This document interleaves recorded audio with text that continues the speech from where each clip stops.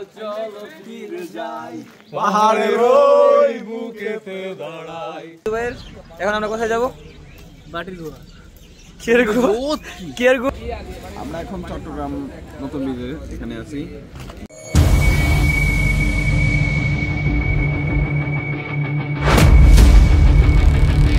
Hello everyone, আসসালামু আলাইকুম, welcome to our new blog. তো আজকের ব্লগের মেন উদ্দেশ্য হচ্ছে আমরা তিনজন যাচ্ছি কক্সবাজার। আমার সাথে দুজন যাচ্ছে হচ্ছে সোহাগ এবং আরাফাত।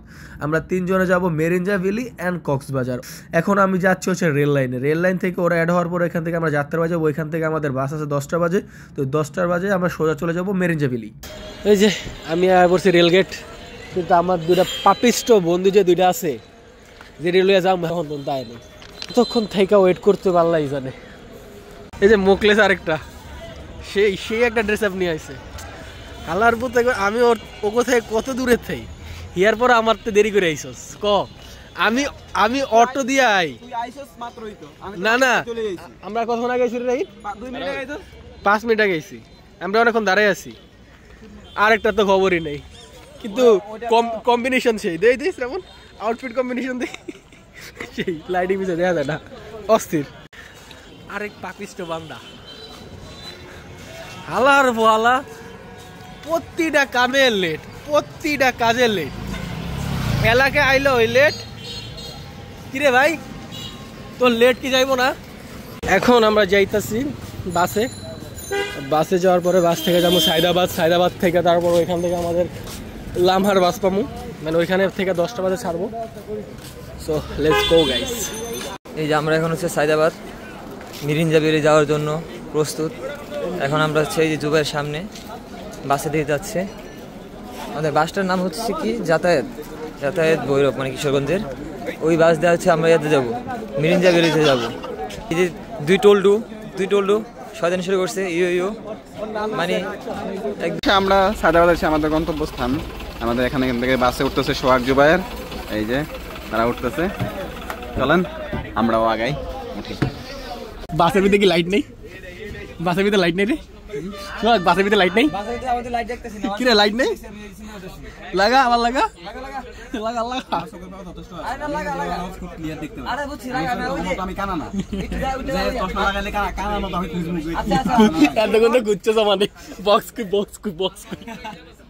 আমগর থেকে আলাদা সিদ্ধ। তোর অনুভূতি কেমন? অনুভূতি হচ্ছে গাড়ি ছাড় তখন সব সামনে, তখন সিট পিছে আগে আগের বারে ডালে হুদে পারে সিট মানে সিট রেখে গেছে সামনে। আগের হইছে কি আমগো দুইজনের সিট ছিল এই জায়গায়, আরেকজন সিট ওই পাশে। আমরা মারামারি লাগাই দিছি কে সিটে বইবে এক লগে, দুইজন তিনজন তো দুইজনের ঝামেলা হয়ে গেছে। পরে লাস্টে যখন বাস কুমিল্লা পার হইছে একটা সিটে সব সামনে এর লাগে আমার মারামারি হয় না। আর কতক্ষণ পরে বাস ছাড়বো কোনো ঠিক নেই। ওয়েট করতে খিদে লেগে যাবে, ক্লান্ত। আর আচ্ছা আমি একটু খিদে লেগে যাবে। আর কোনো সময় কেউ না খায় বাইরে না অবস্থা খারাপ হয়ে গেছে। বাড়ির মধ্যে চিল্লাচিল্লি করে না খেয়ে বেরিয়েছে, এখন অবস্থা বুঝতেছি। আর না খেয়ে বেরিয়ে গাইস আমি একটা কথা বলবো, কোনো সময় না খায় বের হবে জানি, তাও আর জানির ভিতরে আর অনেক কষ্ট, অনেক দূরে জানি, তাও অনেক দূরে, কাছে ওইটাও যাবেন না খায় বের। আচ্ছা সো কতক্ষণ ওয়েট করার পর দেখি বাস ছাড়বো।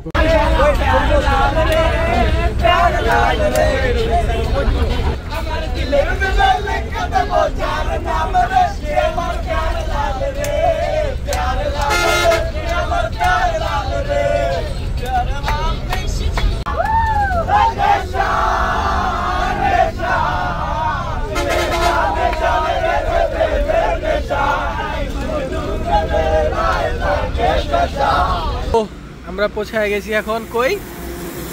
কুমিল্লা।